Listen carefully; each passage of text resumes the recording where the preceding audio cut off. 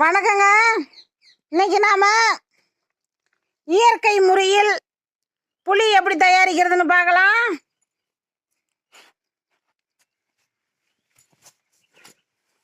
நம்ம கிராமத்தில் நிறைய வீடுகளில் புளியா மரம் இருக்குங்க. இதை நாம் சீசனுக்கு நிறைய கீழே விழுவோம்.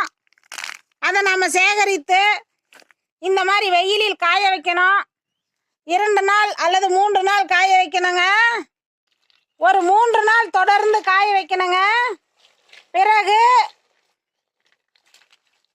1 hour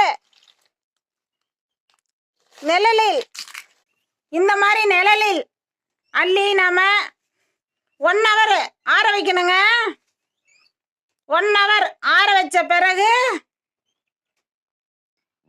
இந்த மாதிரி வெயிட்லெஸ் தடியா எடுத்து இப்படி லைட்டா தட்டணுங்க. நம்ம கிராமத்துல பெண்கள் ஒவ்வொன்றாக கையால் உடைப்பாங்க. இது எளிதான முறைங்க. இந்த மாதிரி நம்ம 1 hour ஆற வைக்கணும். அப்பதான் தொழும்புகள் அதுல ஒட்டாது. பாருங்க எவ்வளவு அழகா வந்துருச்சு. இப்படி ஒட்டாதுங்க. நல்லா காய வச்சிட்டோம்னா இது ஒட்டாது.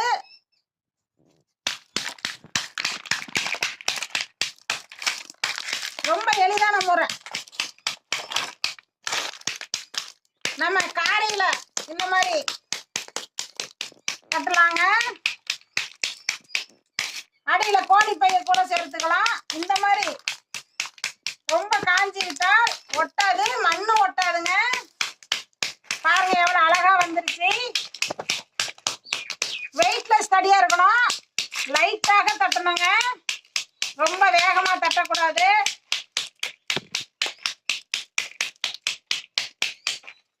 பாருங்க எவ்வளவு அழகா வந்துருச்சு.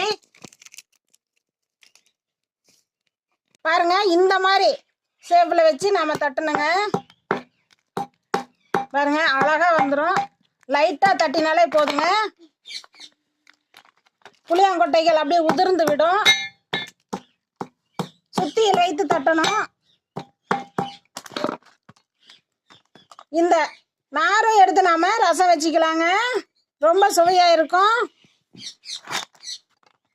புளி ரெடி. இந்த புளியாங்கொட்டையும் நம்ம விற்பனை செஞ்சுக்கலாங்க. பாருங்க எவ்வளவு அழகா புளி தயாரிக்கிறோம்.